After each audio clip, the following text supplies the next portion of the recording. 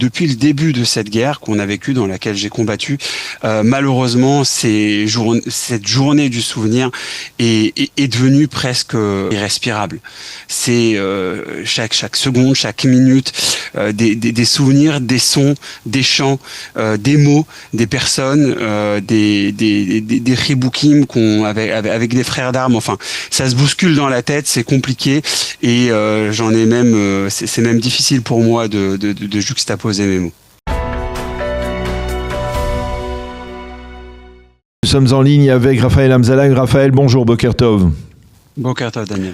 Alors vous intervenez régulièrement sur notre antenne pour commenter l'actualité brûlante, mais aujourd'hui je voudrais peut-être vous proposer, si vous l'acceptez, de nous donner votre sentiment, le sentiment d'un Israélien qui vit dans la société israélienne depuis de nombreuses années, et son sentiment par rapport à ces deux journées dans lesquelles nous allons entrer ce soir avec le Yom HaZikaron, la journée du souvenir à la mémoire des soldats israéliens tombés au combat et des victimes du terrorisme, et puis ensuite bien entendu le Yom HaAtzmaut, la journée de l'indépendance. Ce sont deux journées qui sont extrêmement intenses, n'est-ce pas, Raphaël? Comment vous vivez ces journées? Ces journées, elles sont intenses, elles ont une particularité, c'est d'être l'une à la suite de l'autre, dans le sens où on comprend que pour pouvoir vivre la délivrance d'Israël, le retour d'Israël à sa terre, l'indépendance d'Israël, eh bien cela a un prix.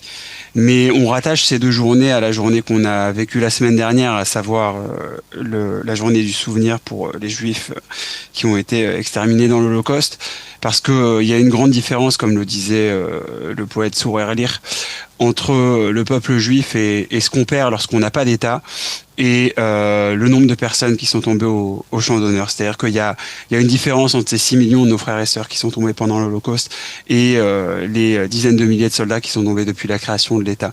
C'est une autre période, c'est un autre État, c'est un changement. C'est deux événements qui ont été tectoniques dans l'histoire du peuple juif, la Shoah et la résurrection, la renaissance de l'État d'Israël. Et le fait d'avoir lié, si vous voulez, le jour du souvenir avec le jour de l'indépendance, ça nous apprend d'abord que l'indépendance a un coût, mais ça nous apprend surtout que de pouvoir, j'allais dire, vivre de façon indépendante sur notre terre, ça ne peut pas être déconnecté du prix qui est le prix à payer. Et depuis le début de cette guerre qu'on a vécue, dans laquelle j'ai combattu, malheureusement, cette journée du souvenir est devenue presque, j'allais dire, irrespirable.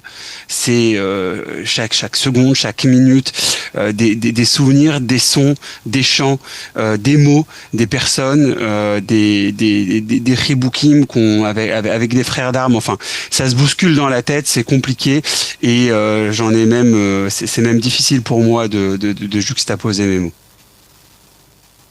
Et concernant, vous parliez du Yom HaShoah, c'est tout de même la même trame, n'est-ce pas? C'est-à-dire que on peut imaginer ce qu'auraient pensé, on va dire, nos arrière-grands-parents ou nos grands-parents qui n'ont pas connu l'État d'Israël, ceux qui n'ont pas survécu à la Shoah, s'ils avaient la possibilité d'évoluer aujourd'hui dans un État d'Israël, même un État d'Israël attaqué, même un État d'Israël en guerre aujourd'hui, on peut peut-être imaginer ce qu'ils auraient pensé d'une certaine manière. Et ça nous lie d'une certaine manière avec ce que nous vivons aujourd'hui.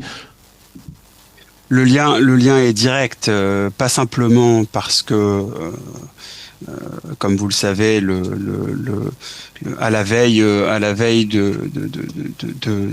la nuit de Pessah 1942, les SS veulent 43. offrir sur un plateau, 43 veulent offrir sur un plateau le ghetto de Varsovie aux Führers, et donc vont entrer, et puis les Juifs vont se révolter et vont tenir 3 semaines dans un combat qui est un combat bien évidemment perdu d'avance, mais ils vont, j'allais dire, porter le ton, ils vont décider de lever l'étendard de la révolte.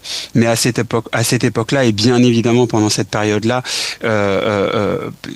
c'était une utopie, un rêve, quelque chose d'impensable de se dire que quelques années après, et puis quelques dizaines d'années après, non seulement on aurait la possibilité de se défendre, la possibilité de décider de notre sort, pas simplement dans le combat, mais aussi dans la vie, dans l'éducation, dans la santé, dans l'économie, dans la Torah.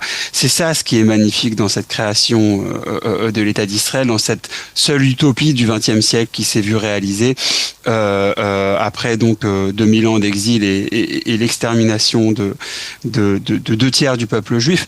Faut savoir, pour comprendre, on parlait de chiffres, on n'a pas encore retrouvé le nombre de juifs. Avant la Shoah, il y avait 18-19 millions de juifs d'après les estimations.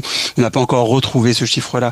C'est-à-dire que bien évidemment, il y a une grande croissance en Israël. On parle de 10,2 millions d'habitants.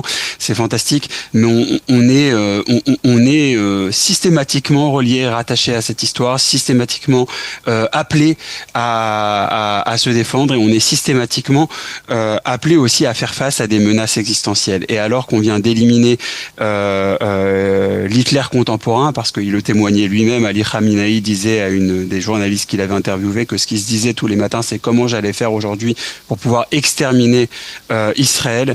Eh bien, on aborde, je pense aujourd'hui, Yom HaZikaron avec énormément de douleur, mais énormément de fierté, et on abordera,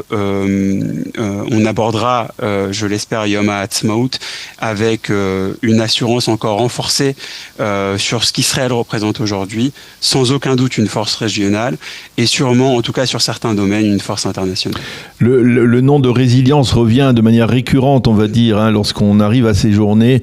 Quelque part, est-ce que ce que nous avons vécu depuis le 7 octobre, avec le 7 octobre, cette journée tragique et la guerre, et la manière dont l'État d'Israël a fait face, la manière dont, on va dire, l'ensemble de la population a fait face, ça nous permet de mieux comprendre peut-être comment, après la Shoah, 3 ans après la Shoah, les victimes, les survivants de la Shoah ont réussi à combattre pendant la guerre d'indépendance et à créer cet État, le développer, à en faire ce qu'il est aujourd'hui. Alors, il faut ces jours-ci, je lis le livre de Gideon Allon, qui est en fait son journal qu'il a écrit depuis le 7 octobre. C'est un journaliste que vous connaissez sûrement, et c'est frappant de voir combien pendant ces premières journées qui ont suivi le 7 octobre, on était un peu perdu, la société israélienne était perdue. Il y a eu comme une remise en question de cette résilience dont vous parlez. Au début, c'était flou. On était effectivement dans cette obscurité, mais on voit quelle lumière a jailli de cette obscurité. On voit comment la résilience est vraiment dans l'ADN juif, en tout cas dans l'ADN de cette histoire contemporaine juive, et comment on va de cette journée qui est sans aucun doute la journée la plus meurtrière depuis l'Holocauste pour le peuple juif. Comment on va pas simplement se remettre sur nos pieds, mais on va complètement changer à 180 degrés la façon dont on fait face à l'ennemi, la façon dont on combat et la façon dont on cesse, si vous voulez, de fuir, parce que c'était un peu, j'allais dire, le rythme israélien des 30 dernières années. On va essayer de fuir le conflit majeur à tout prix. Eh bien non, là on va approfondir le conflit pour régler le problème, ou en tout cas pour essayer d'en emmener la solution qu'on peut lui amener le plus vite possible, mais surtout la plus complète possible, sans avoir crainte de combattre, sans avoir crainte de faire durer le conflit. Tant qu'il y a des ennemis, il faut pas les fuir, il faut les affronter. Et je pense que c'est ça aussi l'enseignement de la Shoah, c'est ça aussi l'enseignement de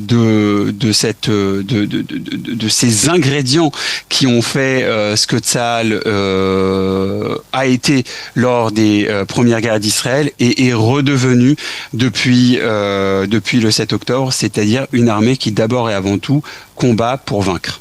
Alors il y a un élément aussi qui revient, c'est la nécessité de consolider une unité nationale. Ça ne plaît pas à tout le monde ici dans la société israélienne. Il y a certains pans de la classe politique israélienne qui ne sont pas particulièrement friands de ce terme d'unité nationale. Vous pensez que, en fait, pendant ces 2 journées, ce sont des journées qui sont hors du temps, qui, d'une certaine manière, nous ramènent vers ce que nous devrions être toute l'année, c'est-à-dire unis, plus unis, même si on ne partage pas les mêmes idées, mais rester quand même soudés, surtout face à nos ennemis? Il faut parler d'unité et pas d'uniformité. On n'a pas besoin de penser la même chose, de vouloir la même chose, de croire en exactement la même chose pour pouvoir être unis. Et je pense que les soldats de Tsahal qui ont combattu depuis le 7 octobre, qui ont passé des centaines de journées dans les tanks, dans les transports de troupes, sur les frontières, dans les pays frontaliers et ennemis, en sont la preuve, bien évidemment. Mais il faut aussi comprendre que l'unité, c'est d'accepter un vrai pluralisme, pas un pluralisme d'une frange de cette population israélienne qui dit que les premières actions qu'ils voudraient faire post-élection, c'est de faire taire l'autre, de faire taire les médias des autres, de faire taire les idées des autres, de mettre hors la loi certaines institutions des autres. Ça, c'est pas du tout l'unité. C'est l'unité qu'on obtient lorsqu'on est totalitaire. Alors là, bien évidemment, personne ne peut penser autrement, donc tout le monde pense la même chose. Donc je crois que la société israélienne, elle est extrêmement riche justement parce qu'elle est plurielle. Je crois que la société israélienne, peut-être pas sa classe politique, peut-être pas ses élites, en tout cas pas dans l'académie israélienne, mais elle est beaucoup plus unie qu'on ne nous laisse entendre. Déjà à l'époque de la réforme judiciaire, je disais que ce qu'on appelle le Shesa Hevrati, ce qu'on appelle la fracture, le déchirement, la fracture sociale, elle est loin d'être aussi grave. Il ne faut pas oublier que le 7 octobre, quelques minutes après que les premières informations descendent, c'est de partout en Israël, depuis Itzar Itamar en Judée Samarie, de Dan jusqu'à Beersheva, qu'on va aller trouver des héros qui vont rejoindre de leur propre chef d'ailleurs, la zone des conflits, bien avant que des dizaines de milliers de réservistes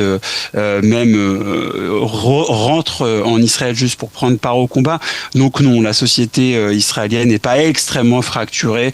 Au contraire, elle est plurielle. Elle est pas, bien évidemment, elle n'a pas la pensée unique. Et je pense que c'est ce qu'on va aussi essayer d'applaudir, cette diversité qui fait notre force. C'est ce qu'on va essayer d'applaudir à Yom HaAtzmaut. Et je crois que le Yom HaZikaron, pour toute personne qui a servi à Tsahal, et aussi à la veille d'une loi qui va être validée à la Knesset et qui va encourager d'une façon ou d'une autre, et voir le nombre d'ultra-orthodoxes qui vont servir à Tsahal décuplé et multiplié par 3, 4, 5, c'est pas encore tout à fait arrêté. Je pense que ça aussi, c'est un changement qui a lieu et qui a déjà débuté au sein de la société israélienne et qui va porter ses fruits. Alors bien évidemment, les éléments sociaux se déroulent non pas sur quelques années, mais parfois sur des décennies.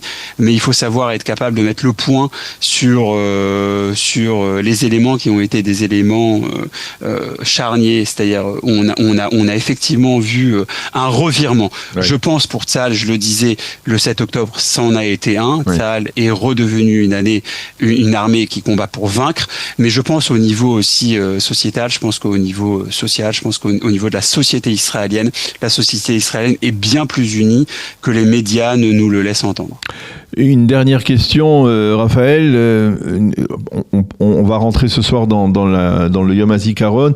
Vous nous disiez que vous avez combattu, bien entendu, pendant cette guerre. Si je devais vous demander le souvenir de qui vous souhaiteriez évoquer, peut-être en cette journée, de soldats, d'amis que vous avez perdus au combat?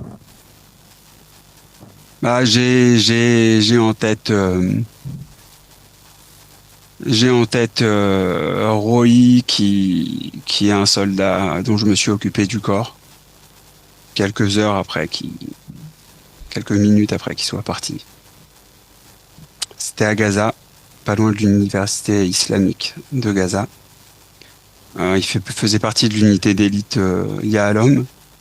Ils avaient fait exploser une usine d'armes du Hamas. Et malheureusement, un bloc de béton, le calcul des charges et puis les distances, bref, lui a atterri sur la tête. Voilà. C'est une image parmi d'autres. Une image parmi d'autres, et on ressent dans votre voix cette émotion, bien entendu, une émotion qui va envelopper certainement l'ensemble du peuple en Israël et aussi probablement des Juifs de diaspora ce soir avec le début des commémorations du Yom HaZikaron, Yom HaGvura. Il faut ne pas oublier, c'est le jour du souvenir à la mémoire des soldats, mais aussi le jour de la bravoure des soldats israéliens, il ne faut pas l'oublier, et rajouter bien entendu aussi le souvenir des victimes du terrorisme. Merci beaucoup Raphaël Hamzalag d'avoir été avec nous ce matin, de nous avoir livré vos sentiments à la veille du Yom HaZikaron et du Yom HaAtzmaut. Bonne journée, à bientôt. Bonne journée, merci.